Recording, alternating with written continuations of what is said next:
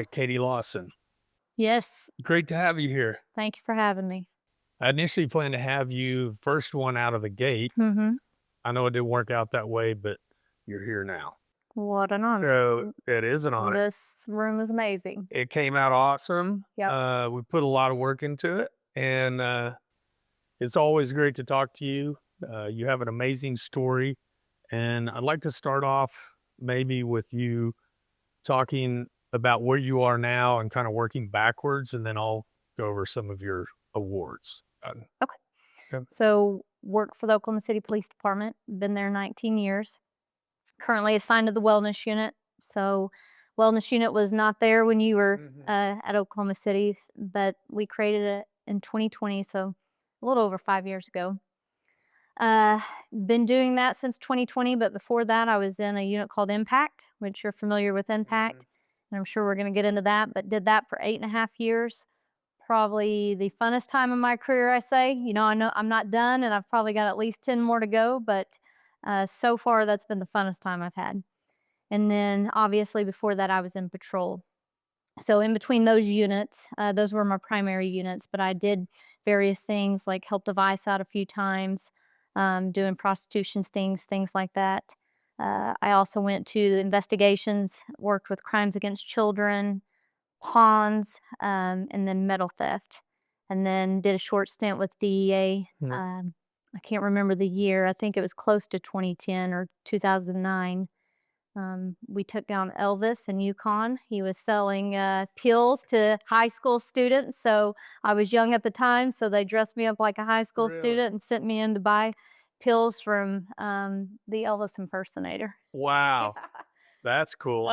Elvis has left the building. Left the building. He's We left got the him. building. So was he a student or a No, he was a grown man. teacher? Or Nope, grown man. He had a hamburger joint. I think it was called Sid's Diner. And he would do Elvis impersonation on the side.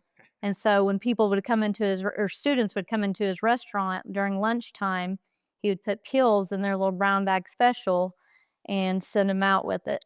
And so I would go in there and act like I'm buying hamburgers and buy pills from him. And so oh wow. it's pretty fun. Well, I wonder if that impersonation paid off in prison. I don't Got a good little show going there.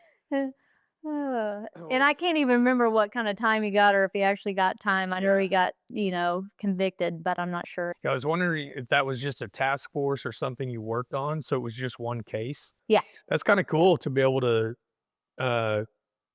kind of be loaned out like that. It's pretty fun, yeah. Yeah, to other Especially I was still in patrol at that time, so Mhm. that kind of gave me the bug to want to go into Impact. That's cool. Yeah. 8 years in Impact, that's a long time. I could have seen me doing longer if it weren't for my shooting. We kind of kicked some of the dust up. And then, soon after that, I ended up going to the gang unit. But Impact was so much fun. I'm going to have you tell a few stories from that time in Impact. I really didn't want to leave. When the wellness unit was created, I really did not want to leave. I was having so much fun, but it felt like it was a higher calling. So yeah. So awards, I know you've gotten the Street Warrior Award from the Gang Association. That was around 2011. Yes. Then you had a national award. What was that national award you got? It was from NAPO, and it was called the Top Cop Award. And then, so they picked 10 cases throughout the country, and those 10 cases get the Top Cop Award.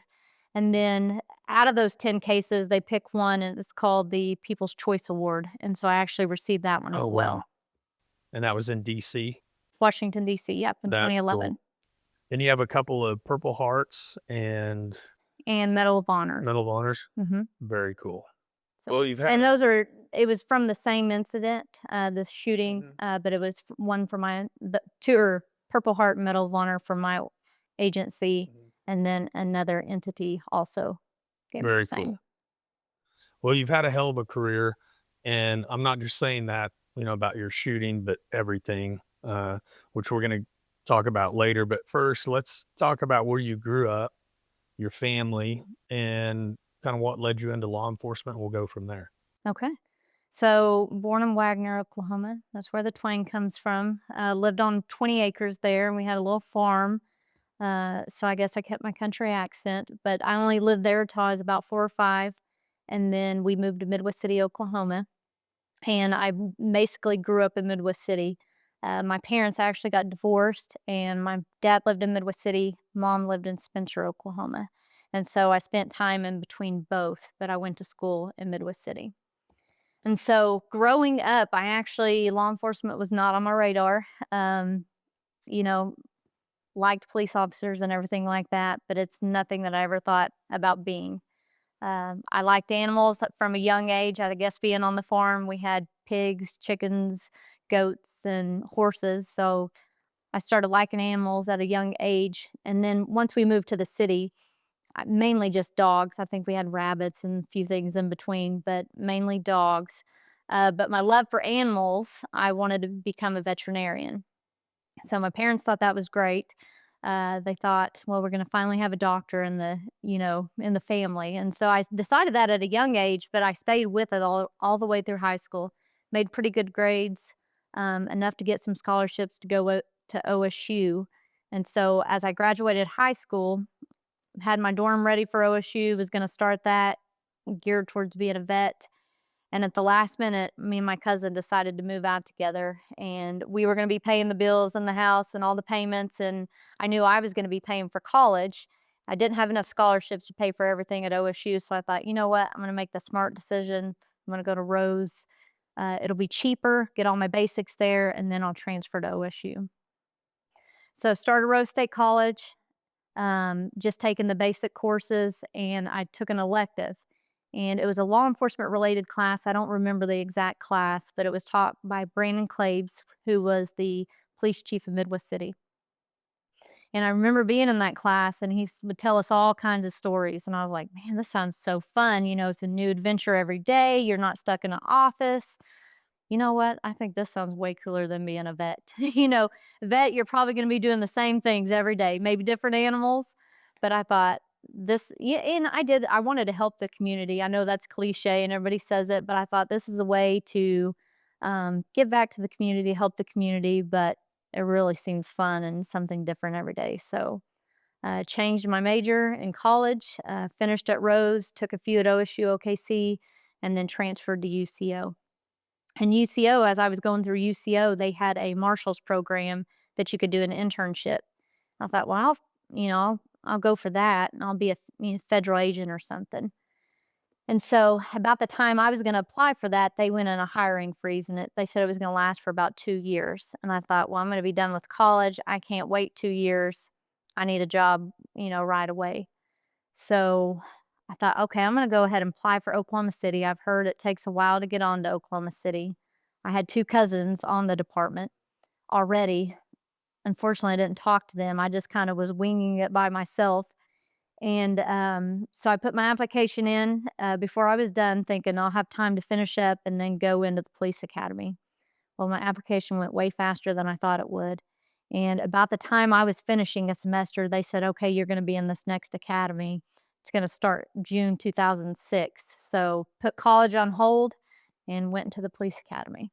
That says a lot about you at that time as someone going into college to put that together and realize that, you needed to take a step back that would be better in the long run. I mean, I got 3 daughters, and I don't know if any of them would, think about that as a 17-year-old girl. So I think that says a lot about, your decision making at that time.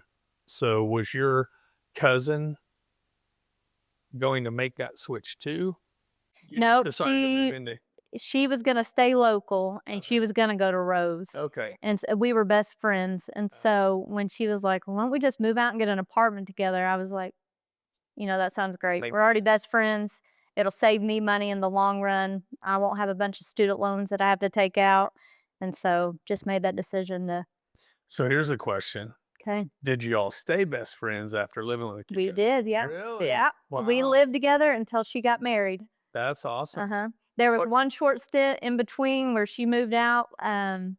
We'd moved in with another group of girls, and she moved out for a short time, and then we actually both came together again in the same house, just us. Now I know one of your other cousins, Tyler Birdwell, went to the academy class. Solid guy. I've always loved that guy. Very good. Yeah. Kind of lost track of him. He went to the DEA and kind of did some contractor work, and But yeah, he's amazing. So you didn't really talk to them about the academy before going in, correct? No, and I was thinking now that, once I got into the academy, got out and got, grown, I was thinking, "How silly was I?" I started, I didn't even know what a P button was. They were yelling at me to get my P buttons on my shirt, and I'm like, "What's a P button?" And I had no clue. I had no clue what I was gonna do in the academy, how it was gonna be. And now looking back, I'm like, "Why would I not ask them questions of how this was gonna go down?" So did they know you were coming into the academy or did I they? think I eventually told them, and then, we actually started the academy, and Rob High was my training sergeant, Yeah. and he was the one that was supposed to be the mean one. Um, and so that, they ask you, "Do you have any family members on the department?" Well, I thought they meant like close relatives, like brothers, sisters, dads, moms. And so no, I didn't raise my hand. So a few weeks into it, we're doing PT and I'm on the mat and I think I was in push-up position and he comes down there and gets in my face and he says, "You didn't tell me you had cousins on the department." Like, "Well, I thought you meant brothers and sisters, moms, dads." And so eventually they found out that Tyler and Dustin were both my cousins. And so So how did your parents take that that decision to kind of switch like that they were quickly? shocked. Yeah. So, like I said, they thought they were going to get a doctor Mhm. and now a police officer going in harm's way eventually. And so they were never discouraging. They weren't very encouraging, but yeah, it definitely threw them for a loop. Yeah, that can be tough on parents. I know my mom, she tried to discourage me. Yeah. Oh, really? Yeah, and it got to a point to where I was like, "Look, I'm gonna do this, and like I'd Yeah. love to have you on my side, but if you can't be like, I'm gonna do it." Happy for me. Yeah. And so by the time I graduated the academy is like the best day of her life. She's like, so Proud, proud. proud Yeah, mama. yeah, yeah. Yeah. So the academy was it pretty tough for you? Was that I know the academies back then they were tough, Yeah. and had you had anything like that No. before in your life? Nope. So, I had never been I didn't go to I was not in the military, so Mhm. this was the first time that I'm, at a place I would say getting yelled at. I mean, of course, I had discipline when I was a kid. I got yelled at, but Yeah, so, people in your face, run, do this, do that. And I'd been in sports, but it was not the same atmosphere. So it was probably a shock at first, but the once you got the hang of things and got things mhm, down, I didn't find it very difficult. I mean, it was difficult, don't get me wrong, but I meant yeah, it's a mind game and you just got to keep on and going. And, I got that part down. As long as you don't quit and don't give up and you keep going, you're going to make it through. And yeah. so Well, and uh, you're in shape. You've always been in shape. That's a big part of it. that's a big part of it. And Mentally, it got better. My shape I got in more shape once I started yeah, actually. And yeah. so, And you're smart. I mean, you have everything going for you to the point where it wasn't going to be a problem. But it's still it's tough for is it? somebody, especially who hadn't ever been through anything like that. Yeah, especially the first start. Like I said, I had no clue how to put a uniform together, what a P button was, Yeah. didn't know what to expect.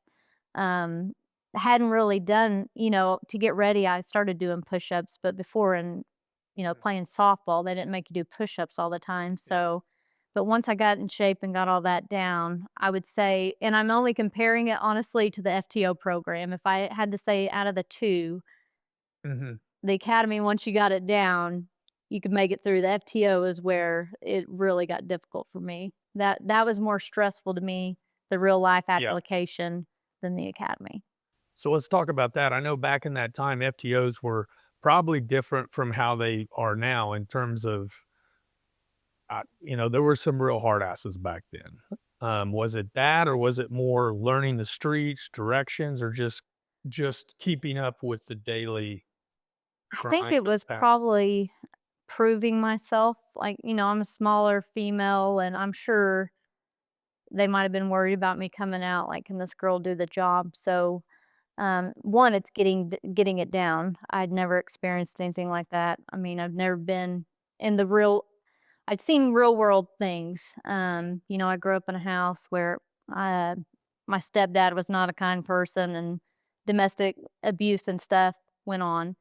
And so I'd seen real world things go on, but I remember the first call I took in the FTO program was a domestic call, and I go to it, and it's a husband, a boyfriend, and a woman all living in the same house. And boyfriend had hit the husband with a bat because they got in an argument, and I'm thinking, are these people stupid? I mean, would they expect to happen if they're all living in one house together? Yeah. And so it was an eye-opening experience. So just getting that down, and I was slower on my reports and trying to be fast. And um, again, I think a main portion of it was just showing that I belonged there and I could do the job and I could take care of myself when I did get out on my own. So when you got out on your own, so were you in Will Rogers? You Yep. went to Will Rogers, Yep. right? I got assigned to Will Rogers second shift. Second shift. Yeah. So that was pretty balls to the walls back then. It was busy. It was busy, That was busy. especially second shift. Yeah. So how did that go the first year on the street? What was the first year like on the street? And then maybe a few stories from that time. First year. So, back then you had the 10-month board. So you're just trying to get all the activity you can. I didn't necessarily like writing tickets, but I was writing lots of tickets, trying to get my DUI arrest. Let's talk about that for a minute, the 10-month board, because a lot of people listening may not know what that is. So in Oklahoma City, I'll say here, a lot of departments do it differently, but they all have different structures. But in Oklahoma City, when you get hired, you go through 6 months of the academy. You kind of go through, everything there. Yep, and what I didn't mention in the academy, so I'm not downplaying it, it was tough academy. Yeah. I think one of the things I struggled with that I didn't say earlier was the firearms. So now that we're in this vault, it made me think that that was probably the hardest part for me in the academy was the firearms. And I would just barely made it through because it's nerve wracking. It's one thing to go out there and shoot, but you get the time on you, Yeah. and you got to put it in the target in the time frame. Yeah, you have someone behind you yelling at you. So that actually was very tough for me, and I made it through with the skin of my teeth on that one. CDT, did you get through CDT? CDT did Good. pretty good in CDT, did fine. The 6-minute fight, that was something else. And I'm sorry I'm digressing, but now things are coming back to me. CDT was good. The 6-minute fight was the wild one. So they split our class in 2 parts. In my group, when we went, the second guy to go, and he's probably one of the bigger guys in the class, 6 foot, bigger guy, and he gets out there and right away gets his nose broke. I mean, and it's not, is his nose broke? His nose is straight to the side, bleeding. And so we're all looking like, oh my gosh, like, and I'm thinking, I don't want my face destroyed. Like, this is terrible. Well, actually, I was towards the end, so I got to see everybody go, and I'm just working myself up. But the main thing on that, and of course, I'm going, doing a rear set out. I think it was Tobias Frederick, which is a bigger guy, and I'm thinking, how the heck am I supposed to do a rear set out on this guy? But that's where I go back to, as long as you didn't give up and you still had the fight in you, you were going to make it through. And I think that was the biggest thing. And that's what I tell people today is you go out there and give it all you got. And the most important thing is don't give up. That's awesome. Yeah, CDT and firearms, that's probably where most of the people drop out. You typically have some drop the first day. You lose some because it's such a shock and everyone's yelling at you and you're in the pit and doing push-ups, and they usually start it on a Thursday or Friday. Started on a Friday, so they give you the weekend to decide you don't want to come back. And I mean, the first day, they run you through it. And it's to weed out people, like to make it so hard to make you really want to be there. And they can tell, who has the desire and the heart to still want to come back. Yeah. And so we lost 3 after the first day. Wow. Yeah. And then CDT and firearms, that's usually a big break when people are washed out. We lost 3 in firearms too. Lost 3? Yeah.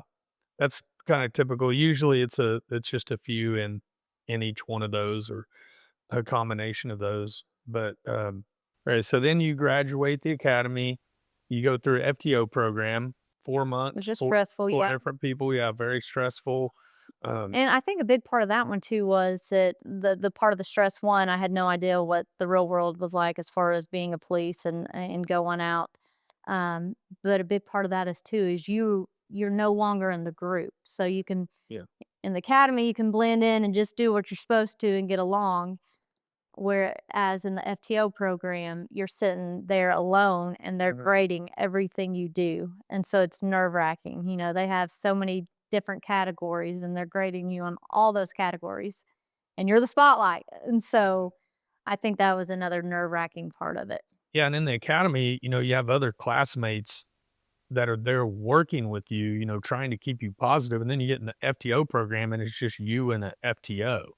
And, these FTOs are generally the more active officers, more self-initiated. Tag team, or Yeah, that's who I had one of the tag team guys. yeah. And I So can't remember if he was on it at the time or if he got on it after, but I had Brian Piccolo was my yeah, primary, yes. yeah. That's And so, you know, Oh, yeah, he's a big wrestler guy and yeah. Just looking at him, yep. I don't know about this guy. Yeah. So then the 10-month board is after you get out of FTO. 10 months later, you've been on the streets for a while. Or Yes, they're assessing what you've done within those 10 months on your own. So they're looking at your activity, what kind of arrest you have made, making sure that you're just not out there sitting somewhere doing nothing. And so kind of proving still you're having to prove yourself that you're active, that you're doing good work. And so during that 10 months, I'm writing tickets, doing DUIs, taking different calls, trying to get felony arrests, things like Mhm, that. And so, at the 10-month, you go in front of a group of people, and basically, they have graded you on what you did over that 10 months, ask you questions, and ask you what you've done, what you've learned, things like that. mhm, So a little nerve wracking, probably not as nerve wracking as the hiring board, mhm. but still nerve wracking. So that obviously went well. Yep, went well, You passed passed. that, and, continued on second shift, for a couple years until I transferred to third shift. Did you like second or third shift better? I liked the third shift is busy, but, there gets a lull if it's during the week sometimes, so Yeah. I liked the activity on second shift. I loved being the Mhm, busy work and all that. But the hours on third shift were better, mhm, and I ended up really enjoying third shift a lot better. You can take your calls when you first come out, and then if it is a slower, not like weeknight, then you mhm. can do much more self-initiated stuff than second shift. I love third shift. I worked all shifts, but third was probably my favorite. Um, I agree with you. I think it allows you to do more targeted patrolling in your area, more self-initiated activity. You can get anywhere in the city you want to pretty quickly, and you're not just like running all night long. Yeah. Yeah. Yeah, with second shift, end up having quite a bit of overtime. You end up staying up, later. You can't go to sleep when you get home, and it's just hard to get things done. And you can see I didn't have a family then per se, like children and a husband or Yeah. anything, but I did have, my mom, my dad, my Yeah. siblings, and you didn't get to see them on second shift. So Yeah. third shift was much more conducive to family life Yeah. or seeing family and friends. Mhm. Second shift, you're just going to work and not seeing anybody for 8 days pretty much. Yeah. Yeah, because when a lot of time you have overtime, you end up working late, then Yeah. by the time you get up and have lunch, you've gotta go back into work. Yeah. And So, nobody's home yet, or, yeah. you don't have time to go visit people. Mhm. So, Well, cool. From the first few years on the street, do you have some good stories from that? From oh, so there's funny ones and then there's sad ones, you know? Which ones? Start with the funny. Okay, the funny. Um, this is kind of funny. It's sad too, but it's I hate saying this because if somebody watches this, they're gonna think she's horrible. So on third shift, there was this lady named Gail, and any of my partners that ever watch this, they're gonna know Gail, or any third shifters are gonna know Gail. So we always got called the Gale's house. Now, the sad part of it, I'm going to tell you that first and then get to the funny part. The sad part of it is when she was younger, she had a son and he died of leukemia when he was 5. Mm, And so she had never made it past that. mhm. which I can understand that. So I'm not making fun of that part. Yep. But Gail would get drunk, and she was Catholic, and she would call in and she would tell dispatch that she was going to kill herself. And so after a while, we knew Gail was not going to kill herself, because when we would get there, we would say, Gail, are you going to kill yourself? No, I'm Catholic. I can't kill myself. I'll go to hell or something. She told us something to that effect. Yeah.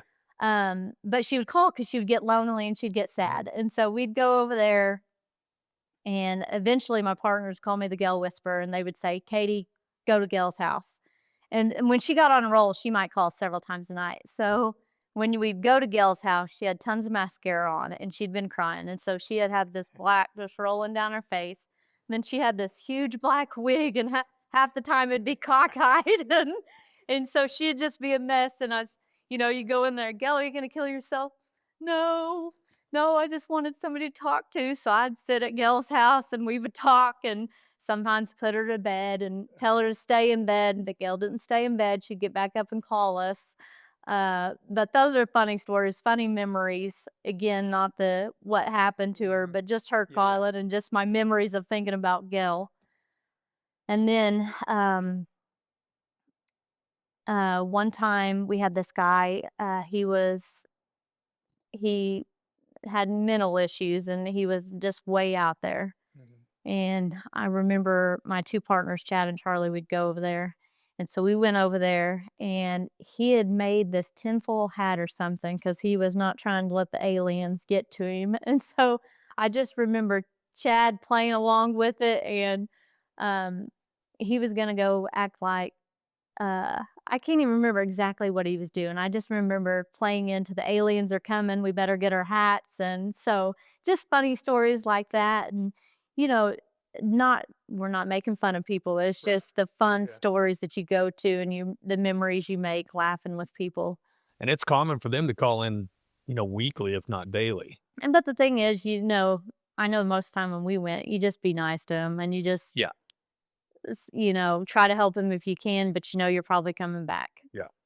So not enough to take them to a mental institution to get help, but, Yeah.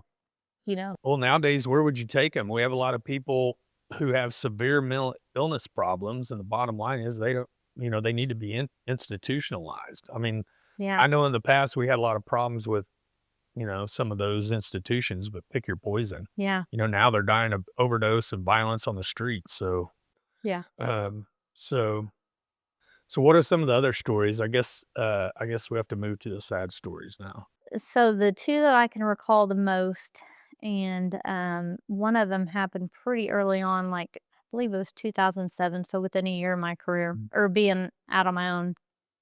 Uh, it was a call, got called to I was working in Little Rogers, got called to OU Children's Hospital, and just with the directive of where we were taking a 9-month-old baby into custody because his sister had passed away. She'd been killed by stepfather, and so um, she'd been sexually abused and then eventually killed by her stepfather. And so this was her brother, and they wanted us to take the baby into custody once we got to OU. And so got to OU and was in the room for quite a while with the baby. And it appeared as if he had been drugged. I don't know, if they were giving him some kind of The talk. baby did. Mhm. Giving him something that he was sedated, and you could just tell his eyes. He was heavily sedated. And so for some reason, me and my partner were in there, and we needed to change the baby's diaper. So I think the nurse had stepped out, so we decided we were going to change the baby's diaper for him. Mhm. And when we did, we could see evidence that he had been sexually abused too. And so, come to find out, the stepfather had actually been abusing him as well. He luckily did not pass away, but that one's probably stuck with me Mhm. for a long time. Obviously, I still remember it. So that was one of the harder ones. And then another one that I remember right off the top of my head was going to a house where it was a medical call, but they dispatched police as well. Get there, and a man, it seemed that he had had a massive heart attack. And so they were upstairs. I guess the bedroom was upstairs that he was in. And so Imps and Fire were upstairs. Me and my partner get there. Partner goes upstairs, and I stay downstairs because the wife is trying to stay out of the way of the medical personnel so they can help her husband. And so I get to talking to her, and um, she tells me they've been married for 40 years, and she's worried about him, and she's crying, and so I'm just holding her hand, trying to console her. And she was a woman of faith, so I asked her, would you like to pray? Can we pray? And she was like, yes, please. So we're praying for her husband. Eventually, they do call it, and he passes. And it was just sad. Her daughter was about an hour away, and she was the only one at the house with her husband, Mhm. dead upstairs. And so just broke my heart just listening to her, tell me about her husband and their marriage and her best friend. And just to think, man, all that time and now he's gone and now here she's by herself. So just remember sitting there talking to her until her daughter could get there and be with her, and just didn't want to leave her alone by herself like that. Mm. So, Yeah, there's a lot of opportunities, that officers see like that, but not everybody acts on them. So I think it says a lot about your character and, taking the time to stay with her. Didn't you get a letter from the daughter later? I did, yes. Yep. Later on, I obviously left and went about my way. And I think it'd been a couple weeks to a month maybe. And lieutenant comes and gives me something in lineup, and they'd sent me this little cross that you could hold in your hand, and then a letter just thanking me for sitting there with their mother. It was from the daughter. Thank you for sitting there with my mom. It meant a lot to her, to be there with her when we couldn't. So it was very nice. Yeah. I still have the letter somewhere. Yeah. Yeah. Have you experienced things that like stay with you and take a while just to get out? Yes. Yeah. Yep, and the digest, and that one was one of them. And obviously it still isn't out all the way, I'll always remember it. But yeah, it's tough to when you really start if you sit alone and think about it and the things you've seen or the things you've witnessed and been through, um, some of those are hard to digest, and just like the 9-month-old, like, Oh yeah. you can't even imagine somebody doing that to a little baby, Yeah. and so Yeah, that's one thing I'll say about second versus third shift. Second is so busy, there's always something to replace the last call Oh, yeah. that kind of just keeps you moving on. Third shift can be slower, especially during the winter. You might not have another call the rest of the night. And some of those things, the more dramatic or violent things, they can kind of stay with you longer. And, Yeah. it takes a while to get out before it kind of like, Stops yeah, bothering you. yeah, Yeah. yeah. So we're talking earlier, you told a story about that pursuit. Yeah, yeah. So let's hear that one. And I can't even remember what started it, but, the some officer got in a mini pursuit, and of course, we all go when somebody or we used to. Yeah. You could all be in the pursuit back in the day. But, so we all ends up in a convenience store, and at some point, this bag flies out of the car, and it's a bag full of dildos, and so there's these dildos all over the parking lot of the convenience store, and I mean, all the jokes were Oh, yeah. flying, and, Yeah. I'm sure 1 or 2 might have got thrown at somebody. You know how I'm sure you experienced that in Oh, yeah. Impact. You Yeah. find things and Mhm. people start making jokes. Yeah. We had to take down an impact one time, and the guy got out of the car, and, someone was digging under the seat for a gun and pulled out a big dildo. And he was like, "Oh, man." We got some, yeah, Yeah. good stories from You gotta Impact make on those. I mean, because you get to know people very Oh, yeah. intimately when you're searching every bit of their house. Yeah. People get nicknames from those. Speaking of nicknames, did you ever have any nicknames? No, I don't think so. Now, when I played Softball? sports in Midwest City, no, it was actually basketball. Huh? The girls named me Snowflake. So Snowflake in junior high, but it didn't stick. And I'm thinking if anybody gave me any on the department, I can't. My partner, he always calls me Catherine, but that's not really a nickname. Yeah. My real name's Katie. My grandma's Catherine, but he always calls me Oh, Catherine. Catherine. So So when I played basketball in high school, being one of the only white guys, I had like 4 nicknames. So they called me Shadow, the White Knight, White Chocolate. well, I think that's why I got called Snowflake. Yeah. Yeah, I was thinking that's probably why. So before getting into your shooting, I want you to talk a little bit about impact because it's just such a cool job. If you can, just a minute, kind of talk about impact, tell a couple stories from that time because I Okay. know you got some good stories from impact. Oh yeah. So impact. Every division had an impact unit, and so we had 4 divisions, so 4 impact units. I was part of Will Rogers, then turned to Southwest, but predominantly we investigated narcotic related crimes. Now we also there were other crimes that you would investigate, like say if there was a neighborhood that had a lot of burglaries, you Mhm. might go out and Armed unmarked cars, robberies. yeah, armed robberies. You might set up on stores and stuff like that, but predominantly we were investigating narcotic related crimes. Mhm. So that's going out doing surveillance, making buys, setting up buys with CIs, things like that. And then, getting enough probable cause to type up a warrant and then hit a house or whatever it may be, apartment, hotel. Mhm. And then you would serve the warrant. And the cool thing about impact, for everyone listening, you get to do everything. Yes. Like as a patrol officer, you take the call and then it kind of goes to investigations. You kind of lose it. Hmm. And in kind of like the case where you had it at the hospital, you had that case and then it got passed on to sex The crimes detectives, yeah. and then kind of lose it over time. But in impact, you got to do your own investigations, your own interviews, your own blue sheets. You got to Yeah. work with the DA. All that. Go present your charges, see if they accept them, go to court, see it through. So, yes, you get to do it all. And on top of that, the best part is you get to do your own warrants. So you get to Oh, that was the hit the funnest part. doors. Yeah. Yeah. Plain clothes, so you're not in a uniform every day. Unmarked cars, so nobody knows you're the police. Yeah. And then warrants. Yes, to me, that was the funnest. Mhm. Doing all your surveillance, doing all the background information as much as you can to see who's at the house, who you're going after, Mhm. the threat assessment, the build up to it. And then, of course, you're hoping to get the mother load when you go in. Sometimes it wouldn't be that. Sometimes it's just going to be a few crack rocks if you're in Will Rogers courts, Yeah. but you're always hoping for the best. Well, all of East Side, I worked Spring Lake for the most part. Majority of ours were crumbs Yeah. Yeah.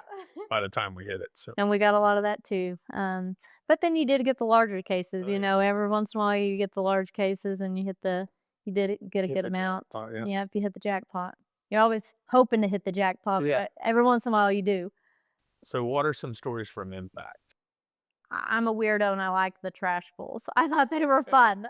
You go out there, you got your trash cans in the back of the truck, and you go and you swap them out with their trash cans, and the guys hated it. Well, some of them hated to get up so early because usually we did it early in the morning. Mhm. So you may be getting up 3 or 4 in the morning to go out to do trash pulls. But just some silliness. One time I remember uh, getting out and one of us got our fingers slammed. I think I had one time one of the other guys, and you're trying to be quiet, covert, nobody see you, hear you, and slams your finger in the door, and you're like, "I-" you know, those are some of the fun times. And then we had a couple times they would catch you, but the one I remember is one of the guys, they're grabbing the trash can. Guy comes out the front door. It's like, "Hey, those are my trash cans. What are you doing with my trash cans?" And he was like, "We need it." As we're driving away with his trash cans, we're like, "Oh, we're kind of busted on that one. We probably shouldn't serve the warrant just yet." But just silly things like that. And then the getting in the house and finding the craziness. One girl we hit, talking about dildo, she had several of them, but she had them in cases, all sizes, some with handles. Just the silly stuff you find. Yeah. So those are some of the stories, and then I can think of some. Well, he wouldn't care if I named him Kyle Dake. Oh, yeah. Him being, he was either 1 or 2 in the stack. So we get out and we start. He had the nervous bubble guts and crop dusted all of us as we're going to the house, and we're all, trying to be quiet. Kyle, as we're going through his mess, and so just funny things like that. Just a great time. And I think what made it is I had a great supervisor and just a great group of guys that we worked with. Who was your supervisor? John Dawson. Oh, okay. Yeah. And so he was awesome. All the guys were great. And then Donna Fitzgerald, she was our office assistant in there. And so we just all got together well and meshed well. So That's awesome. it was one of the funnest times of my careers, or the funnest time thus far. Yeah, Impact was so much fun. I think the thing that I liked about it was there was always something to do. Even when nothing was going on, you could practice surveillance, you could follow targets, and We you always could drummed always up get something. into Yeah. something. Yeah. Yeah, I mean, and that was just so fun. And just having to play a different part, if Mhm. you're going to make a buy, you gotta try to Yeah. convince them that you do drugs, and, that was another funny story. Me and Johnny Townsend one time went in. I can't even remember what we were trying to buy at this time, but we went in there and this person just talked us to death, and we were just it was some lady, "Oh, he'll be back with the drugs," and now we're just having to have this, like, 45-minute Oh my conversation god. waiting for them to get back with the drugs, and so you just laugh later like, here I am just chumming it up with them, and, Did they finally come back? I don't think they did. I think we finally just decided we needed to leave. Made a new Like, friend yeah. for that day? Yep. And so just good times like that, just playing a different role, something you'd never do in your real life, Yeah. and having to convince others that, you know, this is your normal life. That's awesome. Well, let's get to your shooting.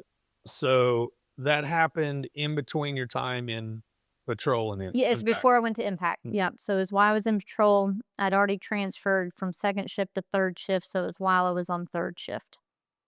So Yeah, so let's just start with that week or maybe the day before and kinda go from there.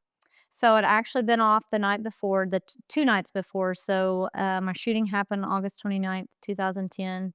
Again, I was on third shift. Shift starts at 9:30. I'd been off Friday and Saturday. My friend had gotten married and I was in her wedding. And so that was Saturday night. Obviously did all the festivities and all that. Sunday comes along, get up, I go to church. Remember going to church, going to eat with my family afterwards, and then went home and thought, man, I am just tired. It's been a long weekend. And I actually thought about calling in. I thought I was new. I'd only had 4 years on the job. And as you know, when you're new, you don't usually take off. You're always at work and you don't want to be the one that's not there. So I thought, man, I had plenty of time. I should just take one more day off, just recoup. And so I remember taking a nap and then I got up and I thought, no, man, it's summertime. It's a weekend. I know they've been busy on Friday and Saturday. We were always busy summertime weekends. I thought I'm not going to call in. I'm going to go in. I'm not going to make them take any more of my calls. So decided that I would just go ahead and go into work. Go in at 9:30 as usual. We have lineup. So supervisor gets up there, calls roll, make sure everybody's there. I don't really remember anything pertinent they gave us to, sometimes they'll tell you so and so's got a warrant, go look for him, or, got a action center request on a certain house, go by there, check it out, or, check the welfare or whatever. So I don't remember any of that. But broke lineup, remember taking at least one call, and I have no idea what it was. I don't Mm. remember. Maybe possibly two, but approximately an hour into my shift is when I get the call to go assist a Oklahoma County deputy. Said that he was at Northwest 38th and Miller, and that he was requesting assistance on a traffic stop. And basically, I remember dispatch saying he didn't have any partners around, so that's why he was asking Oklahoma City to come assist. And so that was my area, that was my district. So I keyed up and told dispatch, back then and probably still today, but you were very territorial. If you were available and you could go take care of your district, you did. And so keyed up and said, hey, dispatch, I'll head that way. And I believe at first they dispatched other people with me because I know I had a couple partners that were going to come to the call. So when I got there first, came in from the south, looked back to the west on Northwest 38th, and I see a deputy. He's parked behind a red Honda Civic, and he's in his door jamb with his gun drawn, pointed towards the vehicle. So my first thought was, okay, he's doing a felony traffic stop. That's probably a stolen car. Honda Civic, typical stolen car. So in my mind, I'm just kind of playing the scenario out. So get parked behind him, and I get out, approach him on the driver's side, get my gun out. Not sure what we have. So I asked him, I said, is this car stolen? He's like, no. He said, I tried to pull the driver over approximately a mile away from this location. I believe he's drunk, the way he was driving. So I was going to pull him over to see. He didn't stop. It didn't really say he led him on a pursuit, like a high speed chase or anything, just wouldn't stop. And so he followed him, and he finally came to stop out in front of 2705 Northwest 38. He said, hey, just based on his, not stopping, and I'm not sure what's up, I just wanted somebody else here when I got him out of the car. So I go to his passenger side, and he's the one conducting the traffic stop. I'm just there to assist. So he starts giving commands towards the driver, and you can see the driver. He's in, just like I would be here, driver's seat, not really moving in the car. But as the deputy starts giving commands for him to get out of the car, he's also not getting out of the car, not opening the door or anything like that. And so we're still there, guns drawn, pointed. He's still yelling at the car for the driver to get out. As he's doing that, I notice 3 individuals exit the house that we were in front of. And it's 2 younger males. One ended up being 18, one 16, and then a female, and I think she was approximately in her early 40s. They come out of the house, and they're kinda starting to try to approach the car, so, like, I get their attention, say, "Hey, can you stay back? We've got a traffic stop. I need you to get back and stay back in your yard," which they do, they comply. They don't go inside, they just kinda stay back in the yard at the front towards the house and just kinda watch what's going on. And so, as the deputy continues to talk towards the car, I notice the older of the males start speaking in Spanish towards the car. As he starts doing that, I realize he's translating, because that's when the driver starts reacting. So, the deputy continued to give commands, and the boy would translate at the vehicle, had the driver get out of the vehicle, walk backwards, lie down in the grass line. From there, the deputy placed handcuffs on him, stood him up. He was in fact intoxicated, and so he placed him under arrest for DUI, driving under the influence. So as he did that, he goes to put him in the back of his scout car. At that time, I tell my partners, "Hey, I've got this. This is," because they hadn't arrived yet. They were still en route. Said 10:22. This is nothing. It's over. I've got it. I'm just going to assist the deputy here, so we don't need any other people on the scene, because the arrest is pretty much made and over with. And so after I did that, I made contact with the family. And I originally start talking to the female, because she's the older one, and so she, I can tell, is somewhat understanding me, but can't really speak English herself, and so I think there's a language barrier. And so from that point, one of the boys says, "My mom doesn't speak very good English, and, she doesn't always understand either." And so I start talking to them, and so I said, basically, they tell me that the driver was their father. He's evidently trying to make it home. And so they start asking me questions, what's going to happen. I inform them, hey, Oklahoma County's arresting your father, so he's going to go to Oklahoma County Jail. Their agency is the one in charge of the arrest. And they tell me that the father didn't know any English at all, so we weren't going to be able to communicate with him. So I asked him, hey, can you give me your father's name, his date of birth, all the things the deputy he was going to need for the arrest. And so, very polite, they start giving me all the information. Um, to me, the way they acted as I'm talking to them, like, this was not a shock to them. Like, it was almost like they were not surprised that their dad was getting arrested. Didn't seem concerned about it. They were basically asking, "Hey, what's gonna happen to the car?" So I'm telling them, "It's gonna be impounded. You can get it at the wrecker service, how to get it, things like that." So again, very polite, cooperative. They give me all the information I ask for. I hand it off to the deputy when he comes back over. He goes and checks them in his system, and comes back to me and says, "Hey, we don't have any record of this guy. Would you mind checking Oklahoma City's system, see if y'all have ever arrested him before or have any information on him?" And so at that point, I disengage from the family in the yard, and I go back and sit in my patrol car that's parked behind the deputy's car. As I'm doing that, the record driver's pulling up. He's starting to get the car ready to be towed. And I call our crime information unit. So that's the unit we can call and check them for warrants, see if they have a valid driver's license, things like that. So they inform me he does not have warrants, but he also doesn't have a valid driver's license. So I write that down for the deputy. And then I check him in our old system, which was Varuna, which is probably the same system you probably worked on. But I miss Varuna. But Anyway, start checking him through Varuna. It shows that we've had a couple domestic related cases on him, calls that we went and made contact with him and his wife. And then also we had arrested him for a previous DUI and it had been within 10 years. So I write that information down for the deputy for his current charge to enhance it. And so he comes back to me eventually and said, "Hey, this is what I've got. This is what I found." He did have a prior DUI. So he takes all that. I don't get back out of my car because at that point, the record driver, he's about done. And he's like, "Hey, I'm about to leave." He's like, "Thank you for your help. You're good to go. Um, you're free to leave." And we talked a little bit more, and I can't remember what we talked about, just conversed a little more. And then he said, "I'm about to leave, so you're good to go. Thanks again." So at that point, I back up reverse, and I'm thinking he's about to leave himself. So the call's over for me. And I still have my window down. It's summertime, so I've still got my window down. And I start heading northbound on Miller.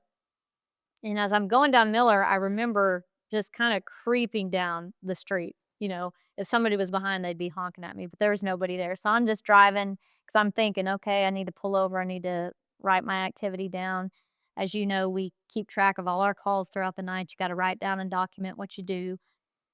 And so as I'm driving, I'm thinking about that. I'm also thinking I'm tired. And so I really wanted to like keep busy that night. So I thought, maybe I'll go make some traffic stops. Maybe I'll go out on people, make some voluntary contacts. It was near the 39th and Penn area. And back then, that area kind of was known for crack. And so I thought, well, maybe I'll go see if anybody's walking the streets, go out and talk to them. So as I'm thinking this and I'm driving slow, I remember at some point I look to the left and I can see into a parking lot. And on the southwest corner of Northwest 39th and Miller, the highway's right there. And then on that southwest corner, there was a business. And behind the business to the south was a parking lot. And so as I can see into that parking lot, I see a subject, and he's probably in the middle of the parking lot. But what really grabbed my attention is when I saw him, his back's towards me, his hands are in front of him. I can't see what he's doing or what he has. But his reaction, he jumped as if I startled him. So I thought, well, that's odd. One, I know that business is closed, so he shouldn't be doing anything at that business. And based on his reaction, I think he's kind of up to no good. So I thought, I'm going to pull over and see what this guy's up to.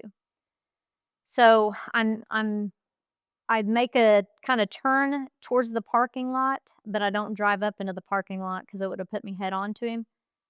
So I kind of just stop at the curb line there.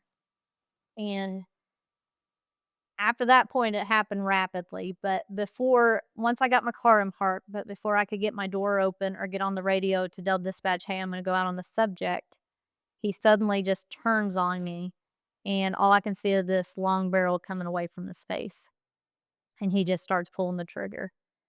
So, if he's out my car door to this way right here, and I remember at first thinking, I had this just shock factor, like, is this really happening? As police officers, we know it can happen, but when it actually starts taking place, it's a shock factor, like, wow, this is happening. So it felt like I stayed in that moment for a minute. I know I didn't because I started moving after that, but it was just like, oh my gosh. So at that point, I remember thinking, okay, I got to get my gun out. I got to start shooting back. And I'll stop there. I've had the question asked, and I'll address it now. But I've had the question, why didn't you just drive out of line of fire? Honestly, it never crossed my mind. My first thought was to grab my gun and start shooting back. That's what I thought first, so that's what I went with. Thinking back, I don't know if you remember the old Crown Vics, the little button they had at the bottom, and you had to push the button in, get the gear shift, and you don't have time for those things. It's like you've got to just snap into action. So that's why I did not drive out of line of fire. My first thought was get my gun out. So as I'm thinking this and processing this, I'm also realizing that barrel's pointed straight at my head. So I felt like he was trying to take my head off. And so I'm going for my gun at the same time. They've got the little armrest here in the car. I'm leaning over towards the armrest to get my head out of the window. And I'm also going to get my gun at the same time. That's where I would say, they drive it into you in the academy. Muscle memory, create that muscle memory.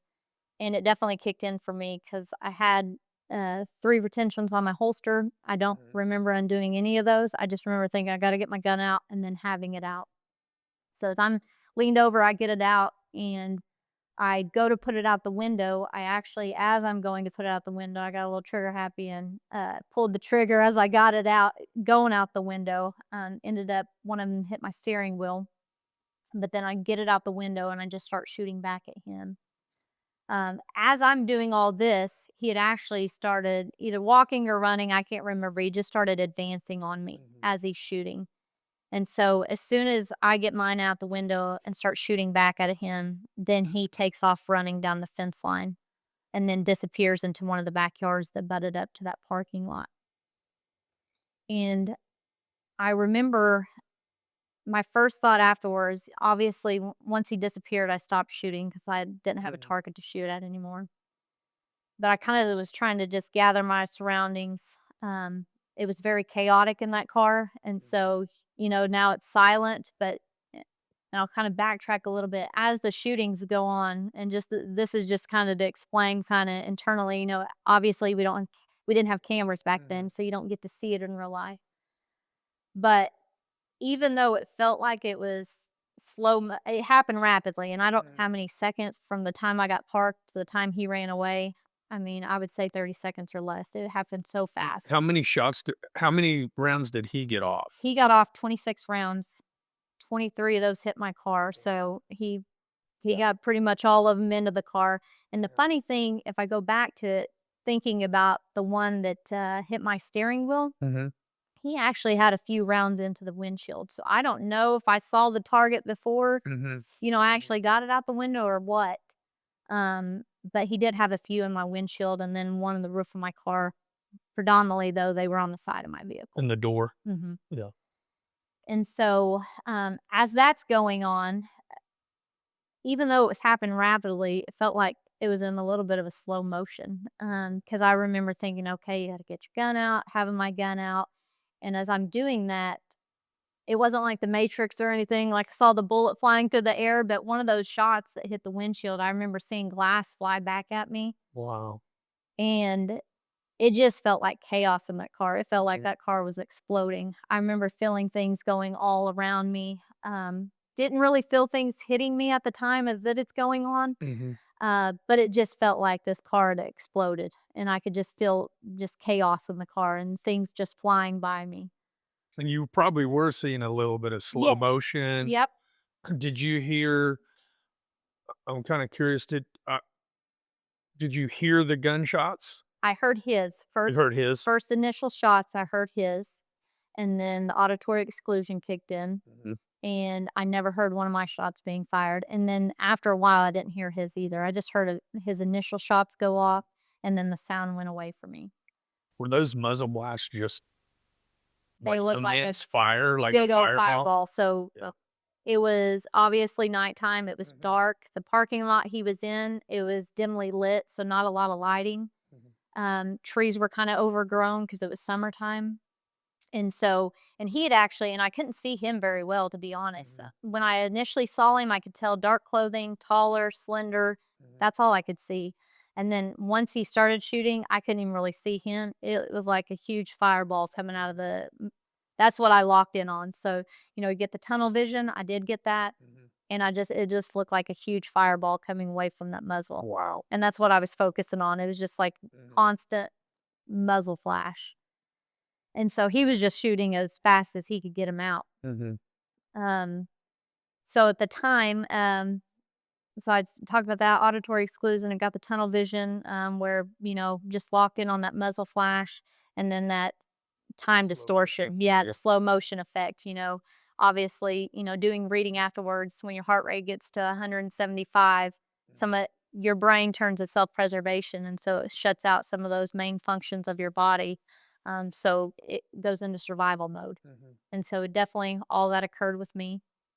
And so he runs away, disappears, stops shooting, kind of getting my faculties about me. At this point, it's silent. And I kind of really pay attention to my body at that point. And I realize that I can feel this tingling sensation going from my butt all the way down my leg. And so I thought, okay, I've been shot once. I know that. Because at the time, again, I couldn't feel anything. When everything's whizzing by me, I can't feel it hitting me. Mhm. And so I get on the radio in the car, and, I'd never hit the red button, the emergency button. It just happened so quick that I didn't have time to hit buttons. So I just got on the handheld at that point, said, told dispatch where I was, told him I'd been shot, suspect's running. At the time, he was going westbound, and then he darted back south towards Mhm. 38. Told him that, and then just basically told him that I needed IMSA, who was our medical personnel at the time. That's who ran the ambulance.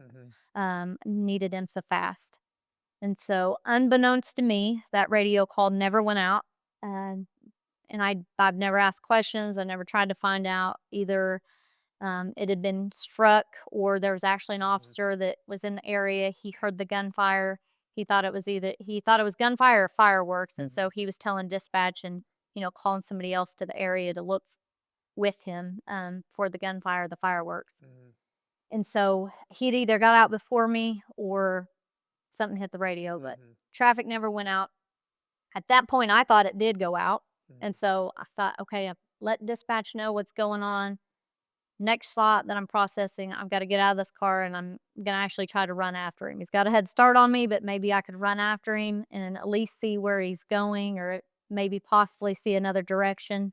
Mhm. So we could if I can't catch him, we can set up a perimeter. Because at this point, I'm thinking everybody's coming, the cavalry's coming. Let's set up that perimeter, and we'll get him.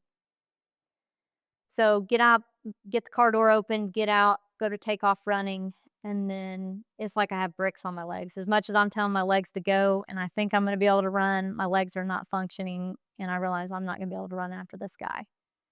So start listening for the background, and I think I'm gonna hear sirens welling my way, and if panic had not set in at the time, this is when my panic started setting in. It was like this eerie silence. Silence. Couldn't hear a thing, didn't see any lights, and I thought, "Where is everybody?" And so, at that point, I thought, "Okay, I've gotta, ask dispatch, tell dispatch," Mhm. so I get on my handheld radio at that point. I'm by my car door standing there, and I get on my handheld radio, make a call to dispatch, said, "Dispatch, did you hear me? Did I get out?" And they said, "Negative." My call sign was 102. So, negative 102, what do you need? And so I just gave them all the same information. I'm at so and so, suspect's running. I need them so fast. And at that point, I knew that they could hear me, and I knew everybody was coming. And if there's a funny part of the story, because the things that your brain goes to at the time, it's so weird. Mhm. You're in a serious situation. I look down to the left, back to the south, kind of where the traffic stop. It was kind of around the corner. That I see this citizen standing on the corner, and he has this phone, and I'm imagining his phone because he's bobbling it. Oh, And yeah. he has enough energy to like, "Are you okay?" He's out of breath, and Mhm. I have enough energy to tell him no. He's like, "Okay, I'm calling 911." And the weird things that go through your head, and I thought, "Okay, guy, you don't need to do that. I've got a direct line to 911, but okay if you want to."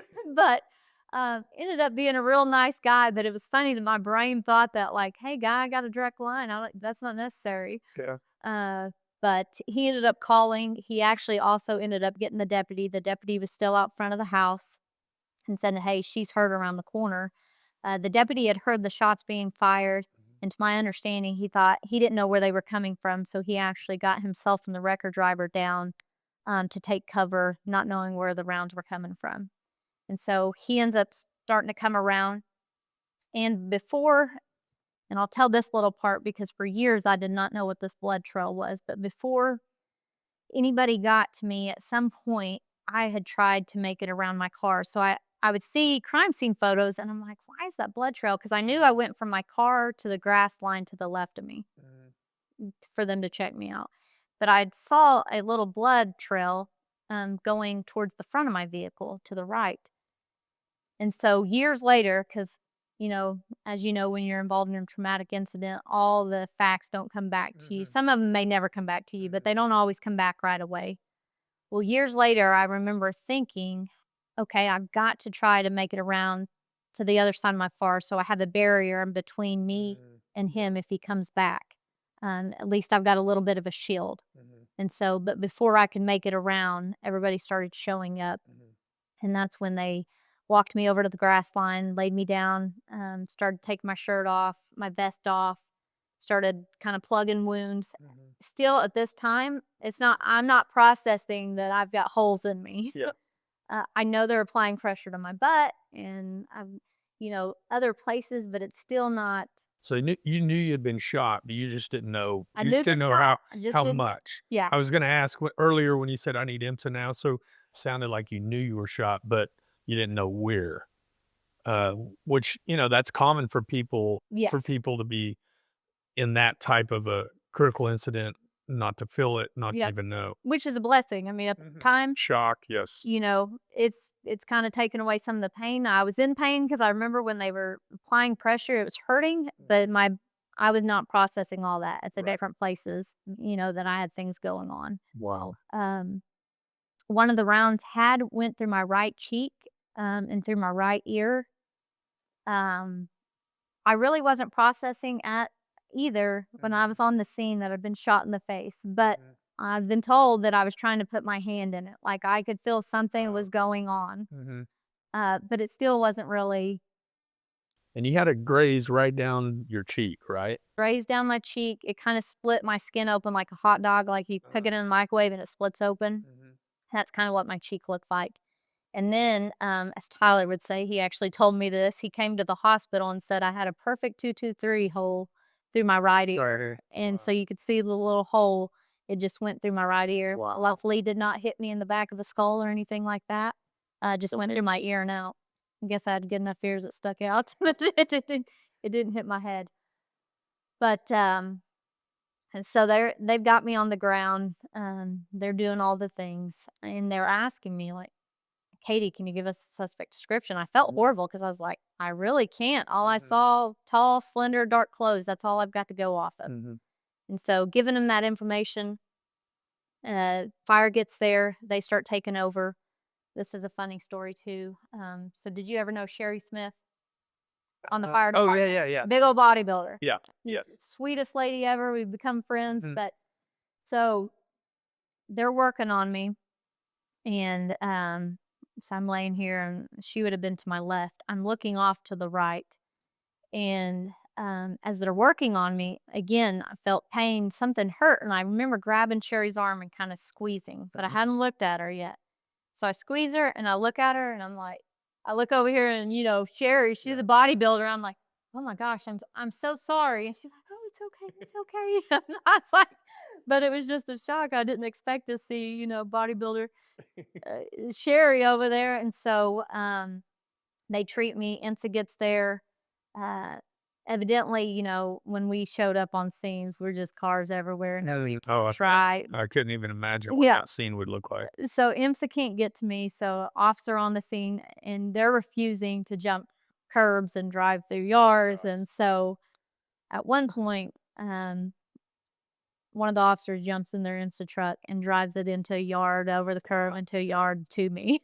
And so I think that caused more problems. Yeah, but get me loaded up. That was a wild ride to the hospital. I remember bits and pieces of that. I remember few people were back there with me, and we were all getting Lieutenant Oster was my Sharon Oster. She was in my academy class. Yeah, She was awesome. Yeah, oh yeah, she's great. So she was my lieutenant at the time. She got in there. Was she with you in the? Yeah, she was transported at a down? scene holding my head. She was at my head talking to me the whole time. Um, I do remember a couple times, I guess my eyes were kind of rolling in the back of my head. I was trying to pass out. And I remember her, Katie, stay awake, stay with us. And so she actually jumped in the IMSA truck with us with another officer, and we rode to the hospital. And I don't remember really what was going on with me. I just remember them flying all over the IMSA truck. It was a mess. Had a bunch of officers getting us there and also blocking intersections. Chad Cook ended up blowing up a transmission going so fast to the hospital. And I think they had to come get his car from the hospital after he blew up his transmission. But I imagine the hospital was just packed too with packed. officers. Yeah. And I can't remember, I know some were already there when I initially got there. Because because one of them, later told me like I had a blood trail just dripping to the room. And then eventually, it's just crowded. I mean, everybody showed up.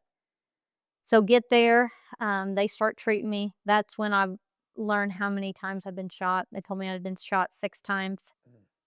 Again, one of them was through my across my right cheek, through my right ear. I think I got that one first, and the only reason I say that is because at first I was looking head on at him, and then from there I kinda leaned over, so in my mind, like, at the point I was looking head on, I think one of those shots that shot came. Then I was hit center mass here, and then on my left side of my back. Those 2 rounds were caught by my bulletproof vest, which at the time, our vests were not rated for a 223 round, a rifle round, but since those rounds came through the door first, slowed them down, and my vest did catch it. So basically, it just kind of burnt off the first layer of skin, but did not go internal. And then 4 skunk shots, got shot twice in my left butt cheek, and that's where I felt the tingling sensation. It hit my sciatic nerve, and so that caused that. And then once in my right calf, and that one actually I had a little hole where it went in, and then a bigger hole where it blew out. Blew out.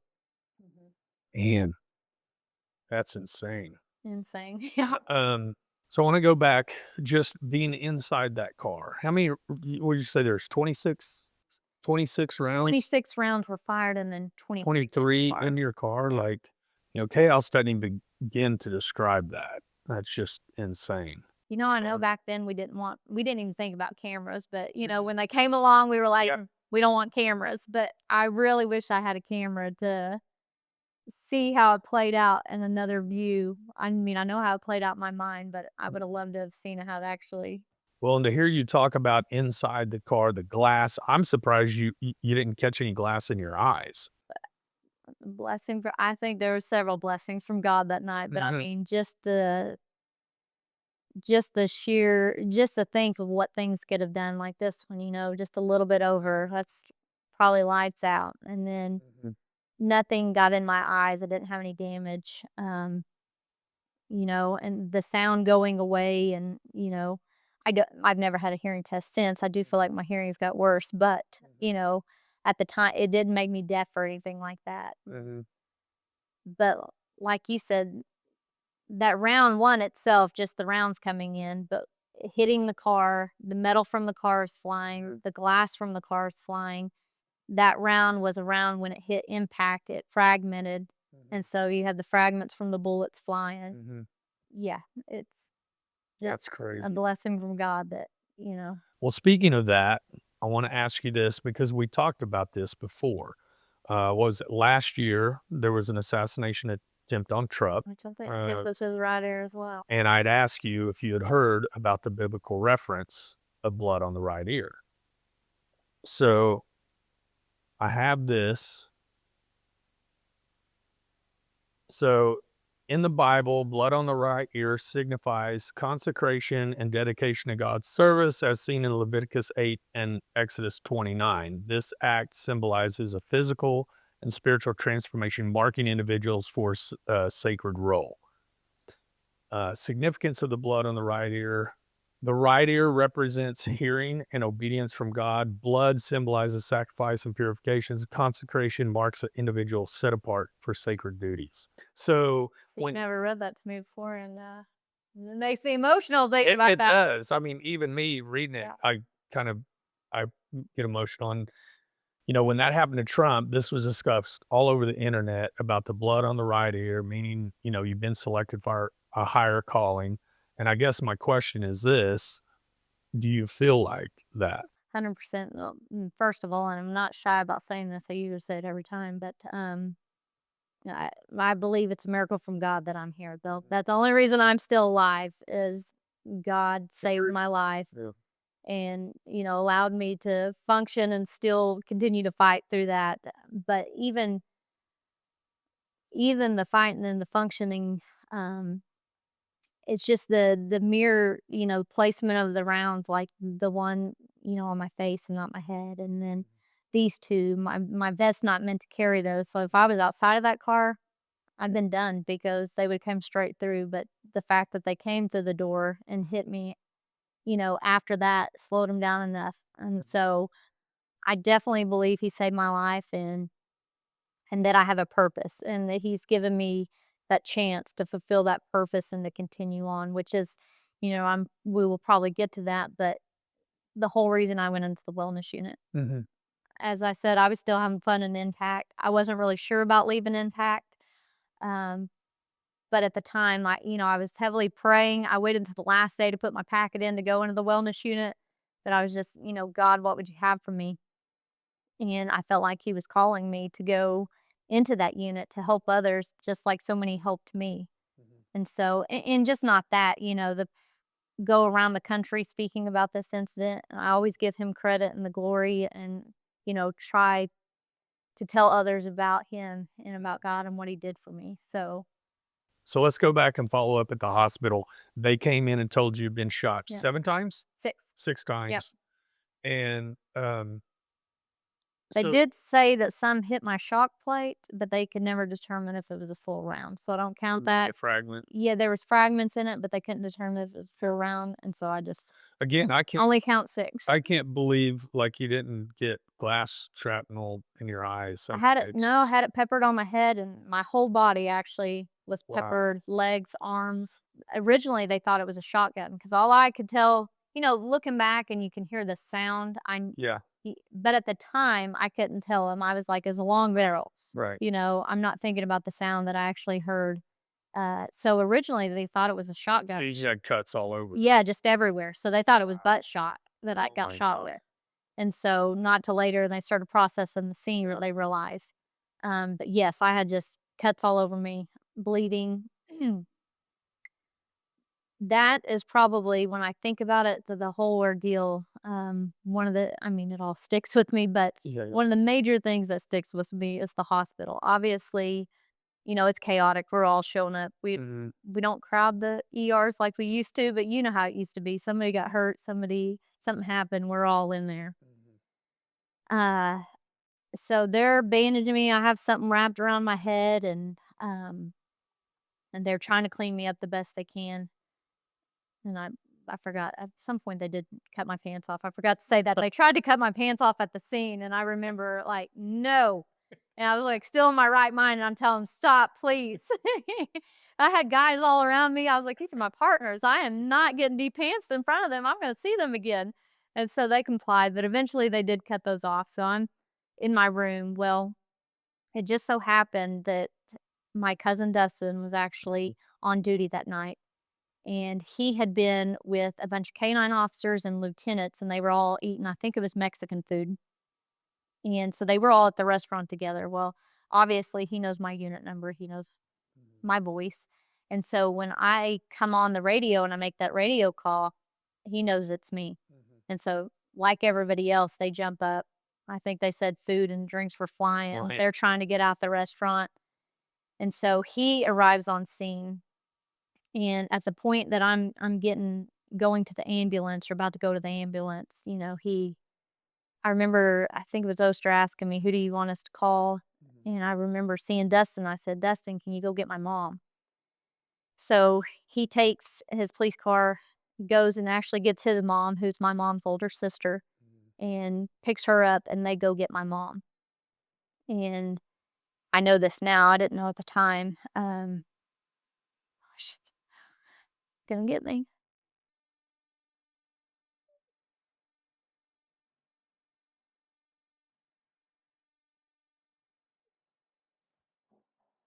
I can tell this story is that when I start talking about my mom. So he and his mom show up at my mom's door. Somebody's knocking in the middle of the night. So my mom's funny. She has a gun by her and she lives alone. So she gets her gun and she's yelling through the door, "Who is it?" And Dustin is saying, "It's your nephew, Dustin." Well, immediately she tells me that her mind goes to her parents. She thinks something's happened to her parents. And so she opens up the door and he's fully dressed in a uniform, and she said, "It didn't even cross my mind at first." And she was like, "I don't know why." And so he's like, "Katie's been shot. She's okay. She's at the hospital." And so she's kinda like shell shock, I've heard my cousin tell his version of getting her, and, he's having to tell her, "Get dressed, Christy," and she's like, "Well, okay, I just did a load of laundry, let me get those," she's telling him stuff that she's done, "I've done laundry, and let me get those clothes," but she's not, like, motion. He's like, "Christy, you gotta get dressed," she's just locked up, and Mhm. so she finally gets dressed, they're code 3 to the hospital with me, Mhm. and that's after the fact that I know about this, but I would have to say that was one of the worst parts for me is I'm in the room. At that point, I probably have drugs on board, so I'm getting Mhm. loopy, and, but I will never forget her walking into that ER room, and she just starts bawling. Mhm. And I just, I start crying. I hadn't cried at all, up to this point. I've Yeah. kind of accepted what's happened. I feel like I'm going to be okay. We're going to get through this. And though, Mhm. as soon as she starts crying, I just lost it. Yeah. And I'm trying to tell her, "Mama, okay, it's going to be okay."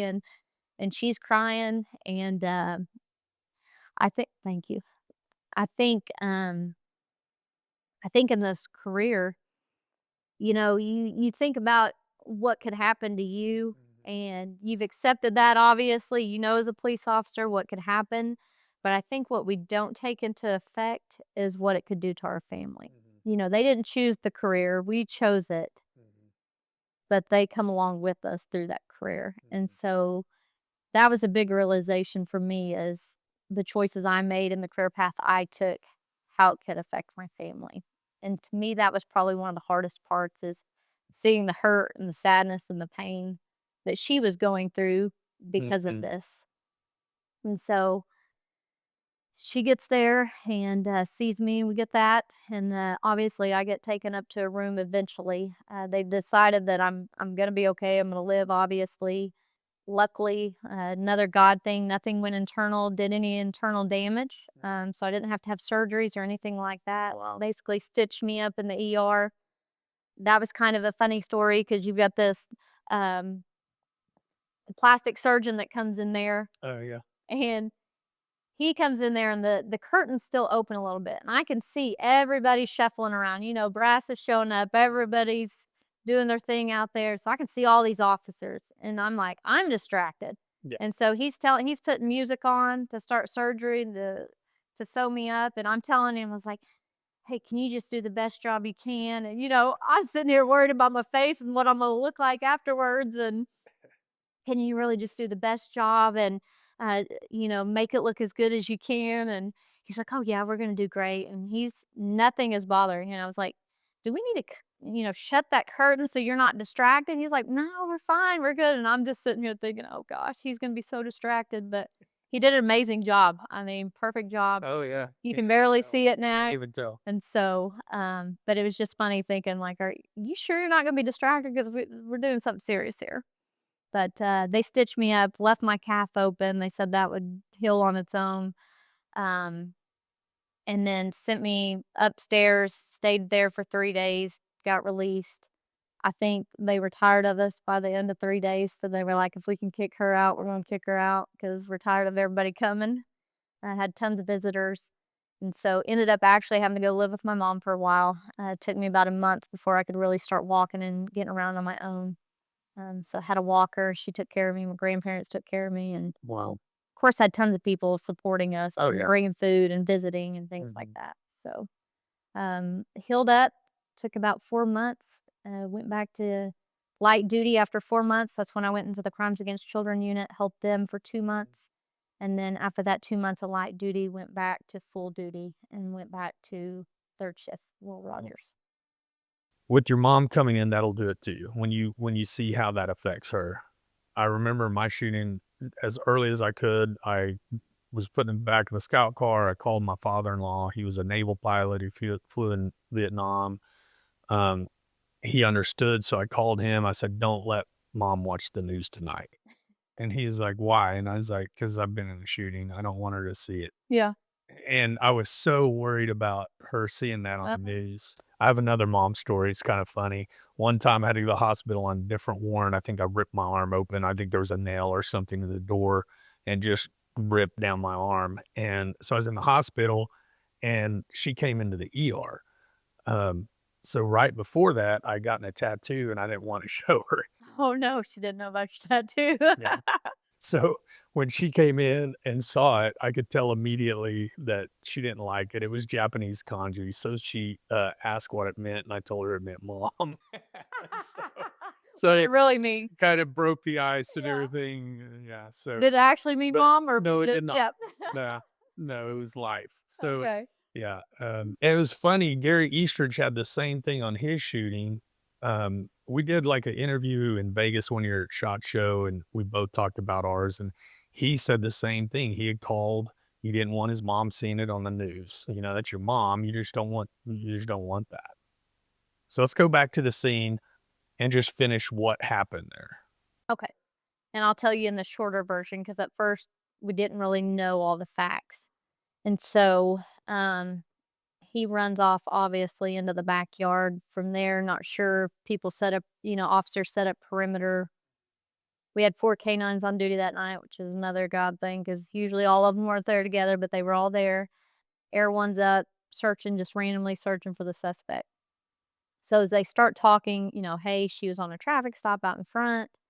Um, when they went back to the front of the house, the family was still out there. Mom, 2 kids were there. They put them in the back seat of scout cars, basically as witnesses. "Did you see anything? What'd you hear? Do you know what happened?" And then they started talking to the neighborhood folks as well. So they talked to one of the citizens that lived next door to where the traffic stop was going on. And he said when he heard the shots being fired, he could tell it was at the back of his property. So he went and looked out the back window, and as he did, he saw a subject running through the next door neighbor's backyard and run into their house. And so at that point, they were thinking, okay, suspects probably in these people's house while they were out front as the traffic stop was wrapping up. The suspects ran into their house, and he's probably hiding in there. So they get some TAC team members together, go in to clear the house. When they clear it, they don't find anybody, but they do find a magazine to a rifle, to an AR-15. And so at that point, they start realizing, okay, this might be our suspects instead of witnesses. And so they take mom and the 2 boys down to homicide, put the 2 boys in rooms next to each other, and just kind of leave them there for a while. And eventually, they start talking in between the walls. One of them's telling, "Don't talk to," and they're speaking in Spanish. And so they're saying, "Don't talk to police, don't say anything." And then they're saying, one of them said, "Did you wash your hands?" And he starts wiping his hands on the wall of the interview room. And so what actually played out, and this was, like I said, after the trial, and then FBI actually interviewed the suspect in prison and, kind of asked him what happened in his view of things. And so he basically said, the gentleman that was arrested for the DUI, driving under the influence, he was a legal immigrant, the dad was a legal immigrant, had already been deported before, and so they thought if he went back to the county jail that he would probably be deported again. Another citizen that was kinda out, I guess, during the traffic stop when I was back in my car, heard the 2 boys and the mom speaking in Spanish saying, "How are we gonna get him out? How are we gonna get him out?" He just assumed they meant, "How are we gonna get him out of the county jail?" And so at some point, as I'm right before I leave, the 2 boys actually go inside the house. The older boy retrieves an AR-15, and his plan, and this was in his own words after his interview with FBI, this is what he said. He had went out the backyard, went into that parking lot, was getting the gun prepared, and his plan was to come around the side and come to the front of the house, and he was gonna shoot the deputy and I, kill us both, and then get his dad out of the vehicle. And so that's what he was doing. He was getting the gun ready and about to come around front. He didn't know I'd left the scene, and so when I left the scene and he saw me, that was that startled reaction. He didn't expect to see me, and so he automatically just turned and started firing on me. At that point, he had his gun ready by the time I got parked. So he just automatically started firing at me. Um, Again, he fired 26 rounds. I got 11 rounds off at him before he disappeared. Fortunately, mine did not hit him. Some of them tracked down the fence line, and then one went through a shed that was just beyond the entry into that gate. he runs back into the house with the gun. Little brother's still in the house. They go into a bedroom, pull some boards up. I think move a bed, pull some boards up, throw the gun under the house, cover it all back up. He changes shirts. He gets out of his dark colored clothing, goes back out front, and that's when everybody started showing up. They started acting like they didn't know what was going on, like the rest of the neighborhood. So, and then mom was also, so the two boys were arrested and the mother was arrested for shooting with intent to kill. Mom was arrested because one of the neighbors, one of the ones that said that he heard them speaking in Spanish, said that he also saw her as the shooting was going on approach the deputy's vehicle, and it looked as if she was reaching out for the door handle, and then once it stopped, she kind of faded back towards the house. And so that's why she was arrested as well. Wow. So they were all convicted. Nope. So, they all pled not guilty. So, first they were charged with conspiracy, shooting with intent to kill, and then the older boy already had a weapons charge when he was a juvenile, and so he got his weapons charge on him.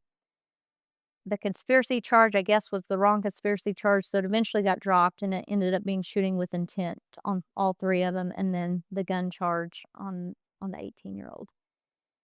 And so at first, when we went to the preliminary hearing, they were all pleading not guilty, said they had nothing to do with it, didn't know about it, and they got bound over for trial. So I actually ended up going back to work before it happened, but the trial took place about a year after, a little over a year after the incident. And right before the trial was set to go, the older boy, the one who did the actual shooting, came forward and said, "I want to plead guilty." He took a blind plea, said, "My mom and brother had nothing to do with it. They didn't know about it. And so I just want to plead guilty." And he was hoping to get their charges dropped. They didn't get dropped. So we went to a jury trial for those two. And then at the end of the jury trial, little brother was found guilty, given 3 years, and then mom was acquitted. And so, no, and after talking to the juries, because we got to talk to the jury, like, why did you find her not guilty? And basically, they said the citizen that came forward with the most information against her, the one that thought he saw her reaching for the door handle, that citizen also thought he saw me kick my door open and come out with 2 guns after the guy. And so they didn't find him very credible. And so I can understand that. I accepted that because I thought, well, his part of his story was far-fetched. I don't know if he saw this other part, and so they didn't feel like they had enough evidence against her to say that she was really involved. And how long did the older brother get on his blind plea? Judge Deason was the judge, and he gave him life in prison plus 10 years to do for the gun charge. So he went in the age of 18, and his first, it's 85% crime. So his first chance of parole would be around the age of 60. And so most of his adult life will be in prison. So did they ever determine the distance on the shots because he was advancing on you in the car? Somewhere around, I think, 60 feet, and then advanced to almost around 20 feet. Damn, with the rifle, that's crazy. And as fast as that's why I said, I don't know if he was walking or running. In my mind, he was walking, but I mean, he covered the distance pretty fast. Well, I got a question for you. Brought this up before, but we haven't talked about it. Um, you said that you had some issues or problems personally about not hitting the suspect. Yep. So, and I remember thinking about this right away because I had no idea. He disappeared. I had no idea if I got one in him or not. Um, I knew eventually got him, but at the hospital, I'm thinking, did I get him? Did I hit him? I mean, I'm hoping I hit him. So when I found out I didn't, it was personally hard to accept. You get shot that many times, you're hoping you at least got one in him. But one of the biggest things is I just felt like a failure. Like I beat myself up over that. I felt like, you know, I should have been able to get one round in him at least. And, I had the courage and I dealt with it alone for a while, just thinking and just beat myself up. As officers, you're supposed to be able to shoot. That's what we train for, that's what we do. And so I just felt like a failure for not getting around in him. Like I didn't get my target. And so I had the courage to tell a friend, one of my officer friends, like I just hate that I didn't. I feel like a failure. And they tried to justify it, a couple of them actually that I've told, "Katie, you were shot, there's a lot going on, it was a moving target, he started running, like, it's fine, it's okay." But I really just could not get it out of my head. That was one of the things that was stuck at the forefront of my brain that I could not accept and get over. And so I dealt with that a lot, especially, during my recovery process at nights. For some reason, that's when the pain kicked in. Like I couldn't sleep because if I stayed, um, during the day, it's not like I'm walking around a bunch, but if I stayed just immobile and laying down at a certain spot, it just started really hurting. And so it'd keep me up at night. And so I'd just be up at night just thinking about this by myself, just wearing myself out with it. And so finally, thankfully, Chaplain Greg Giltner, he was the chaplain at the time when my incident happened, before I went to back to work, and this was not a thought in my mind, he asked me, "Katie, would you go see a counselor before you come back to work?" And I thought, "I don't really want to." Like, I've talked to my friends about this, even though I'm not even, relating the point of I'm having a hard time getting past that I didn't shoot him. But I thought in my mind, I didn't grow up seeing counselors or knowing about counselors. My family didn't go to counselors. The counselor was the person at school if you went to if you were sick or needed to talk to them. But like a professional setting, I've never really heard about it or it wasn't talked about. So I thought, man, I don't really want to go talk to a stranger. What am I going to talk to them about? And so finally, Greg, out of respect for him, I thought, I have respect for this guy. If this is what he wants me to do, I'll go do this. So went to Kathy Thomas, which is a well-known, first responder psychologist and a counselor for first responders. And so she put me through something called EMDR. Well, I had no idea what EMDR was. I'd never been to a counselor, much less done something like EMDR, which was eye movement desensitization reprocessing. And in the old method, they do it several different ways now, but they have you follow their fingers and you follow it with your eyes and you talk and you follow. And so she says, "I want to put you through this thing." And she's talking to me about it. I'm sure she explained it, but in my mind, when I'm starting to do it, I'm like, this is like SFSTs, you're like, "Are you drunk?" And I'm thinking, what in the world? This is, weird stuff. How is this supposed to be helping me?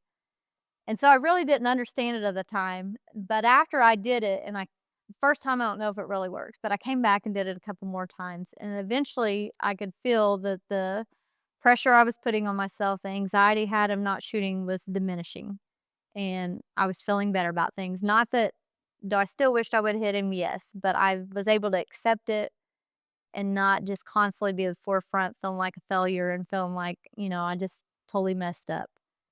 And so, and what it's supposed to do, and this is layman terms, not doctor terms, but it's basically supposed to mimic kind of REM sleep. And when you get that REM sleep, your brain processes what's happened to your body or what's going on in your mind, and it puts everything in the right spot. And so it mimics that bilateral stimulation. That's why you use your eyes to follow. And so it's targeting both sides of the brain. It's supposed to take those memories that are causing you to be anxious, causing anxiety, or maybe a negative emotion and file them away to where it does not cause that anymore. You'll still remember it always, but it doesn't cause that negative emotion it once did. And so, most of the people I speak to, it works for them. It worked for me. There's been very few that I've talked to that it has not worked for, but it definitely worked for me. So So do you I kind of went down a rabbit trail on that, but no, that's interesting. I've heard about that, but I didn't know exactly what it was. Do you feel that you overcame that and that helped? I did. I stopped beating myself up over it and stopped just being so negative about it. And it was causing me anxiety and be anxious, and I finally was able to accept it, process it, and just realize, it didn't play out exactly like I wanted it to, but I'm still here. I'm lucky to be alive, and you know, Well, I think it's common for officers to put pressure on themselves even if they did hit someone. They put pressure on themselves about their own performance, how they reacted, what they, could have done better, what would have happened here, what would have happened there. And I just want to say, that your case, it's an amazing case in so many levels.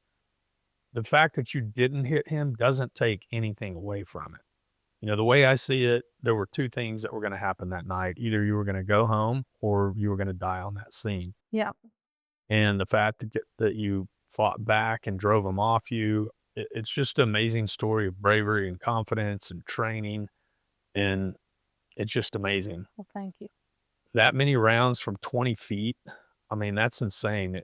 And I think that your actions saved your life that night. And I think that, God does have a plan for you. And you did everything you were supposed to that night.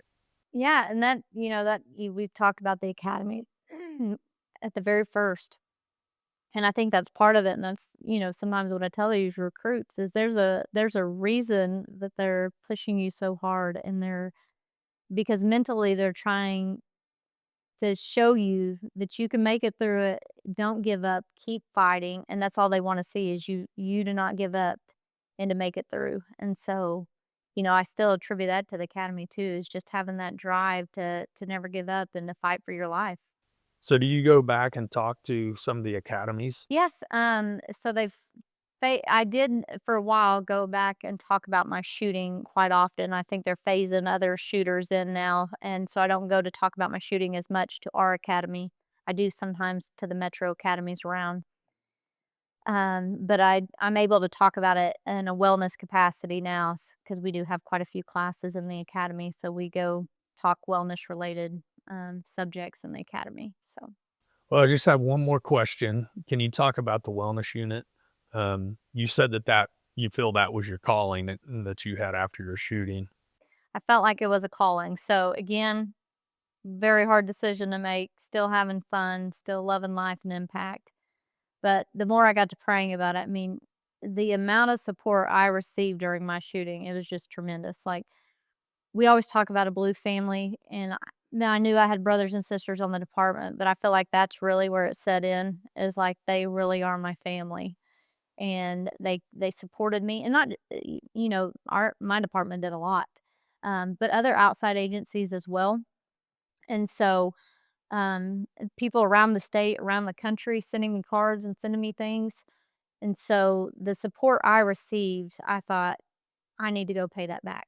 I need to go help others through similar situations or help them any way I can and support them through some of their most difficult times because I received so much support in my time of trial. And so that was basically what made me, felt like God was putting on my heart, like, this is your time. It's time to go give back and to help others. And so that is kind of what drove me in to the wellness unit. And in a nutshell, the wellness unit, so we always had peer support or the chaplains, and they were two different entities working together.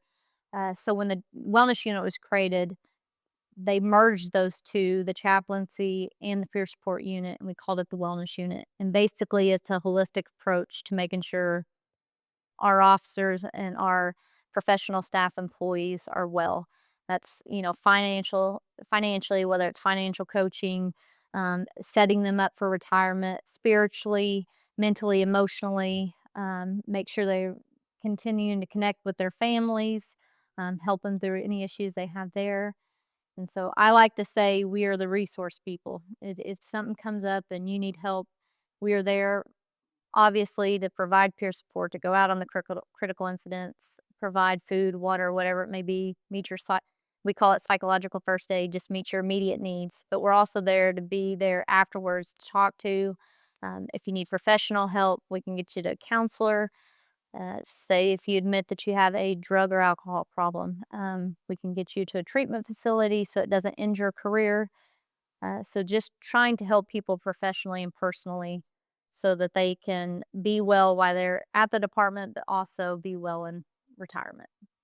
Yeah, it sounds like it's a lot more proactive too than reactive. Yep. We try to do a lot of teaching. We're teaching in the academies.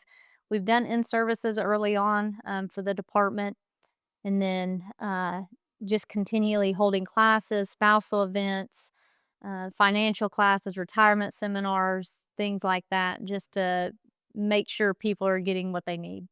That's awesome because when I was on, we didn't have much. I mean, we had the chaplain and we had chaps, but I don't think it was organized until later after I left, went to Dallas. I think after that, peer support kind of became, the bigger thing. Yeah. And now I know they're working on actually a state Yes, wellness they do have in a the state in the wellness.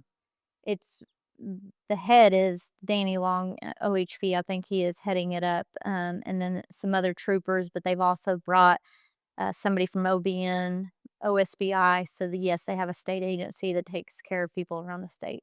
Yeah, Danny actually is coming on Oh, is he? in a few weeks. Sweet. Yeah. Yeah. So, Yeah, him and Ryan Smith are over there, with the troopers and others, but, those are the 2 main ones that I know, and I think he's in that head position, but I'm sure he'll talk to you about it, but so what's next for you? Are you gonna stay in the wellness unit? no, no, I've got 11 more years, and I can't do 11 more in the wellness unit. It is a very I say impact's the funnest job I had, wellness is probably the most rewarding job I've had, but it does get heavy sometimes, there's happy moments, but a lot of times you're responding to critical incidents, something bad's happened, whether it be a shooting or a baby death or a murder suicide. And then you're going, you're hearing those debriefs,